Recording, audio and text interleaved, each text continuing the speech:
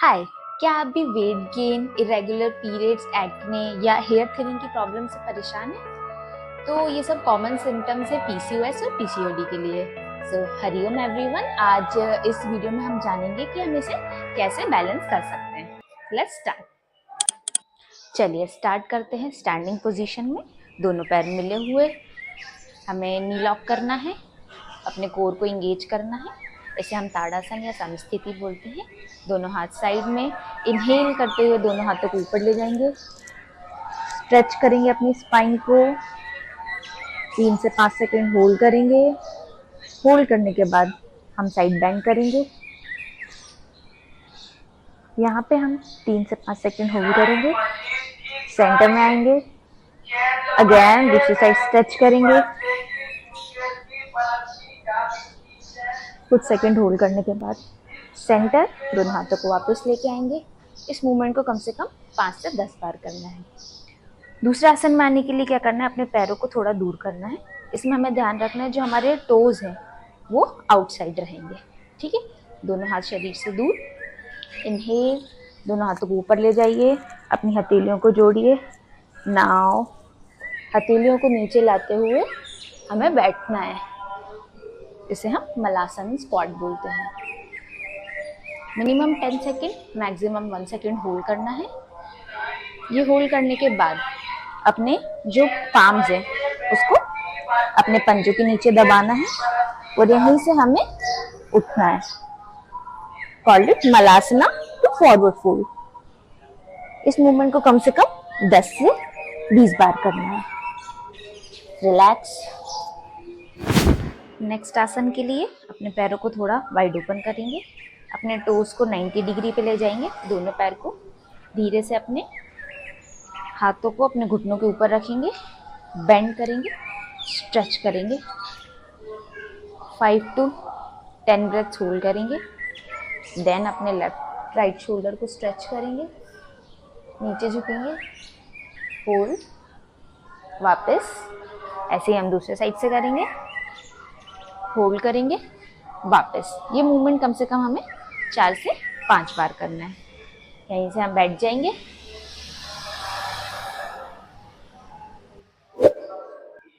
चलिए नेक्स्ट हम butterfly pose में आएंगे। बटरफ्लाई पोज के लिए अपने दोनों पंजों को सामने मिलाना है, जितना क्लोज हो सकता है अपनी बॉडी के क्लोज रखना है। बैक हमारी स्ट्रेट रहेगी।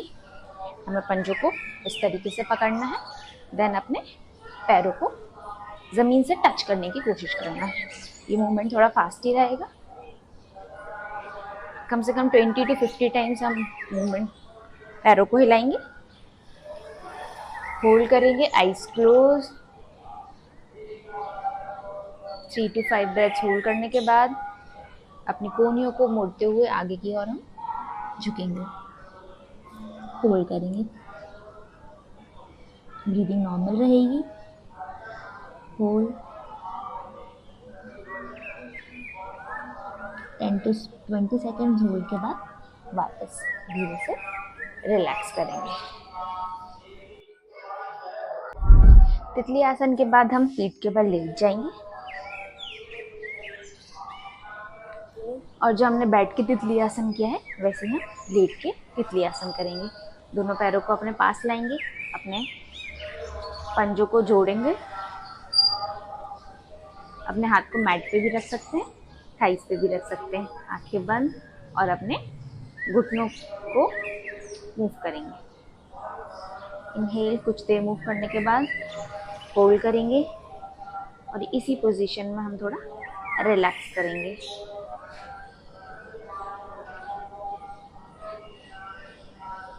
ट्वेंटी टू 30 सेकेंड हमको होल्ड करना है। रिलैक्स, वापस दोनों पैरों को सीधा करेंगे। दंडासन की स्थिति में बैठ जाएंगे। दंडासन के बाद हमें वज्रासन में आना है। पहले हम अपने राइट लेग को फोल्ड करेंगे, फिर हम अपने लेफ्ट लेग को होल्ड करेंगे। अपनी एडियो के बीच हमें बैठना है। दोनों हाथ हमारे घुटने रहेंगे, पीठ सीधी। रिलैक्स, अपनी ब्रीथ पर ध्यान देंगे। 3 to 5 ब्रेथ्स के बाद अपने दोनों घुटनों को ओपन करेंगे, अपने हाथों को ऊपर ले जाएंगे, इनहेल करेंगे, एक्सहेल करते हुए अपने हाथों को मैट पे रखेंगे और रिलैक्स करेंगे। इसे हम चाइल्ड पोज या शशांकासन कहते हैं।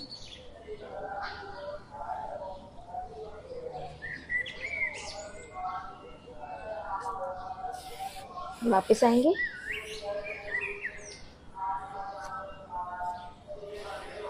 रिलैक्स।